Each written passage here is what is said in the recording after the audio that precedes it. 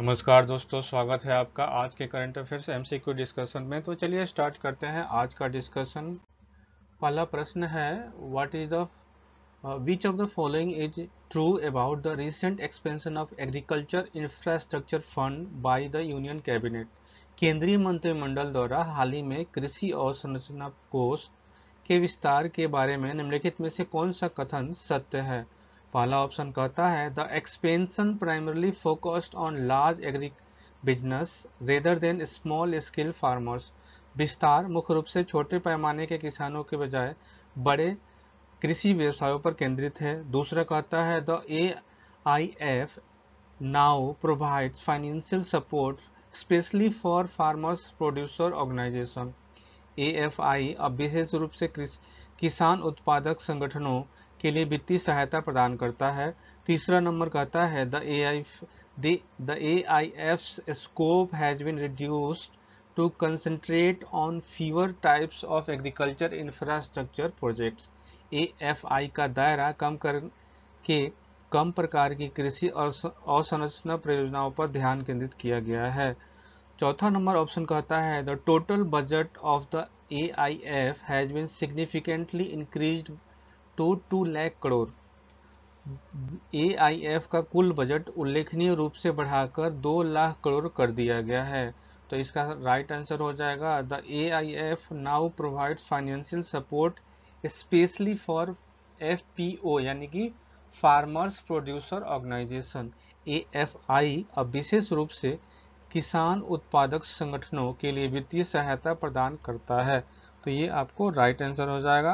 किसके संबंध में कहा गया है? कृषि अवसंरचना कोष के बारे में।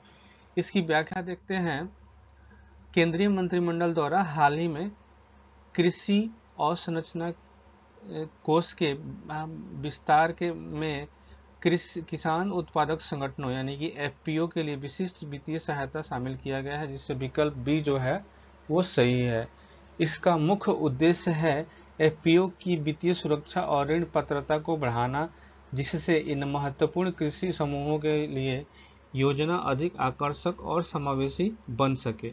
AIF कृषि अवसंरचना परियोजनाओं की एक विस्तृत श्रृंखला पर ध्यान केंद्रित करना जारी रखता है, इसलिए विकल्प सी जो है वो गलत है।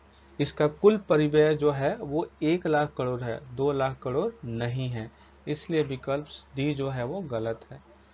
ठीक है। अगला प्रश्न है, consider the following statements regarding quasar. Quasar के बारे में निम्नलिखित कथनों पर विचार करें। The first option is quasars are extremely luminous cores of distant galaxy. Quasar दूर की आकाशगंगाओं के अत्यंत चमकदार केंद्र हैं। दूसरा ऑप्शन कहता है quasars are powered by supermassive black holes at their centre. Quasar अपने केंद्रों में सुपरमैसिव ब्लैक होल द्वारा संचालित होते हैं। तीसरा ऑप्शन कहता है quasars emit light due to nuclear fusion occur in their outer layer. Quasar अपनी बाहरी परतों में होने वाले परमाणु संलयन के कारण प्रकाश उत्सर्जित करते हैं। How many of the above statement is true? कितने सही हैं? तो इसमें से आपको 2 सही हैं, ओनली 2। इसकी व्याख्या देखते हैं। क्वासर जो है वो ब्रह्मांड में सबसे चमकीले और सबसे ऊर्जावान पिंडों में से एक है, जो अपने अत्यधिक चमक के लिए जाने जाते हैं।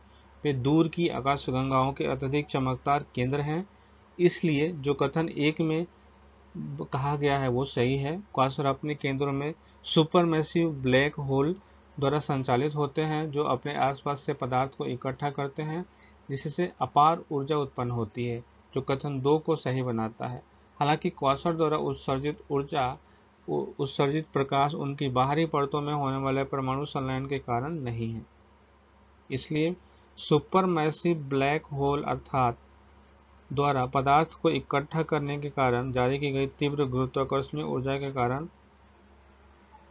बल्कि सुपरमैसिव ब्लैक होल द्वारा पदार्थ को इकट्ठा करने के कारण, मतलब ब्लैक होल जो है सुपरमैसिव ब्लैक होल के द्वारा जो पदार्थ इकट्ठा होते हैं उनके तीव्र गुरुत्वाकर्षण के कारण जो है ऊर्जा जो है वो आपको गुरुत्वाकर्षण के कारण ऊर्जा के कारण है, इसलिए कथन 3 जो है वो गलत है।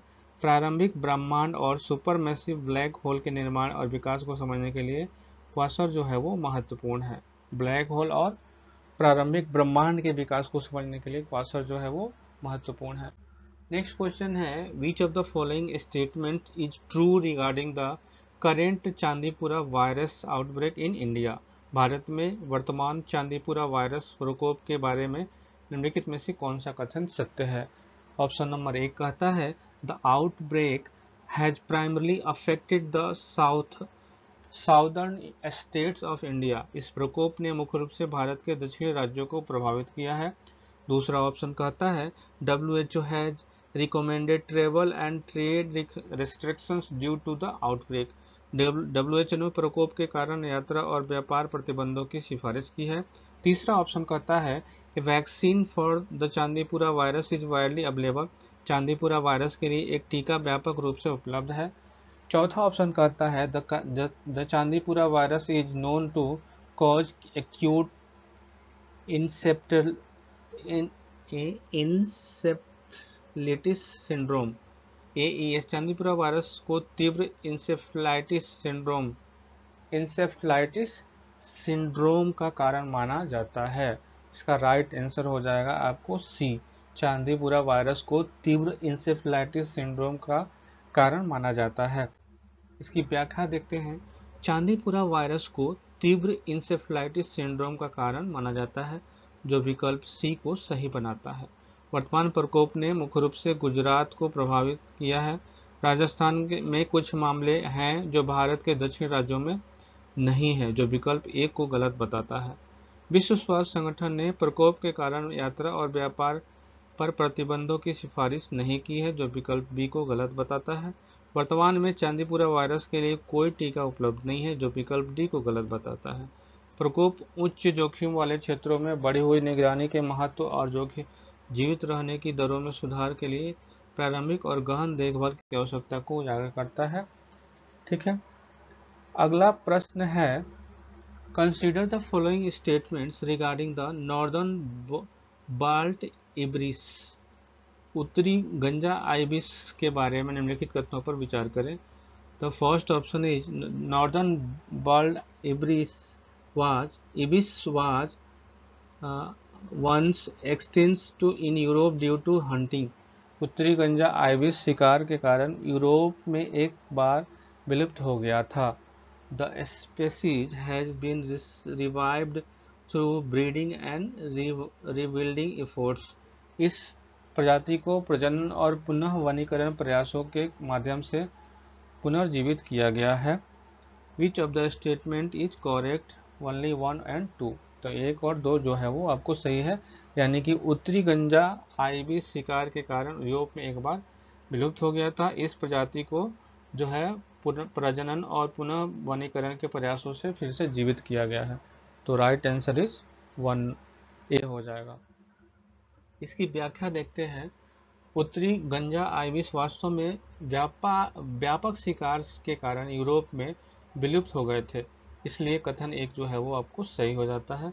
समर्पित प्रजनन और पुनर्वनीकरण प्रयासों के माध्यम से इस प्रजाति को कुछ क्षेत्रों में सफलतापूर्वक पुनर्जीवित किया गया है, इसलिए कथन 2 जो है वो सही है।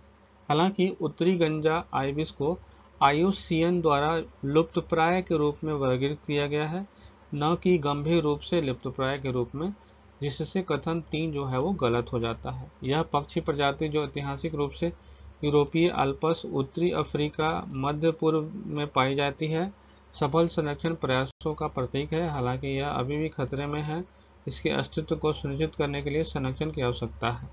ठीक है, अगला प्रश्न है, which of the following statements best describe the function of the parabolic concentration in solar paraboloid technology. निम्नलिखित में से कौन सा कथन सौर परवलयिक प्रौद्योगिकी में परवलयिक सांद्रक के कार्य का सबसे अच्छा वर्णन करता है।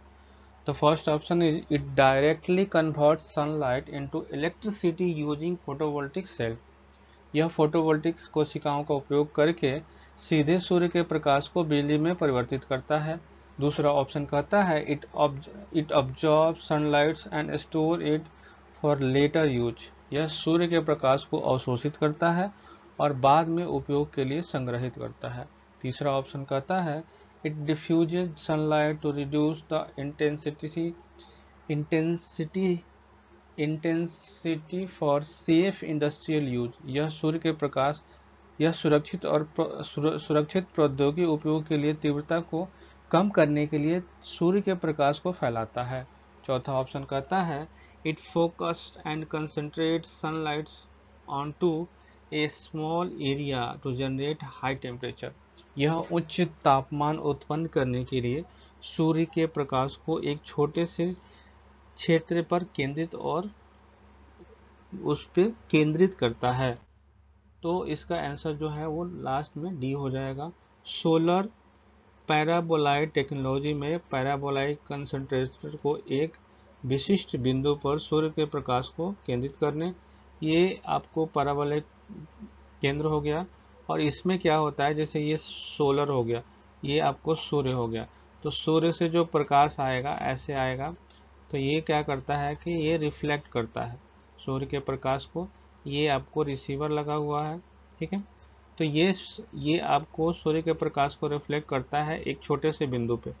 अब यहाँ जो कि सूर्य का प्रकाश आएगा तो वहाँ एक केंद्र बिंदु बन जाएगा और वहाँ एक ही जगह जब सूर्य का प्रकाश संकेंद्रित होगा तो वहाँ हीट डेवलप होगा और उसी हीट से जो है नीचे जो है बॉयलर स्टीम से बॉयलर चलाया जाएगा और बॉयलर से जो है जनरेटर चलाया जाएगा और बिजली उत्पन्न किया जाएगा, ठीक है। यह सांद्रता सूर्य के प्रकाश को 1000 गुना तक बढ़ा सकती है, जिससे बहुत अधिक तापमान उत्पन्न होता है, जिसका उपयोग आमतौर पर बिजली उत्पादन औद्योगिक प्रक्रियाओं के लिए गर्मी प्रदान करने के लिए किया जाता है। फोटोवोल्टिक प्रक्रियाओं के विपरीत जो सीधे प्रकाश को बिजली में परिवर्तित करते हैं, यह तकनीक संकेंद्रित सूर्य के प्रकाश द्वारा उत्पादित ऊर्जा का पर निर्भर करती है। तो ये भी सूर्य से करती है। और फोटोवोल्टिक सेल जो होता है वो क्या करता है कि आपको सूर्य का प्रकाश आया और यहाँ से ये स्टोर किया और फिर ये बैटरी को चार्ज करता है, जिससे बिजली उत्पन्न होता है। तो ये इसका कंसेप्ट अलग है, लेकिन ये जो सोलर पैराबोलाइड टेक्नोलॉजी है इसका कंसेप्ट अलग है, ठीक है। तो ये थी आज की डिस्कशन। मिलते हैं अगले डिस्कशन में, तब तक के लिए अपना ख्याल रखिएगा। धन्यवाद।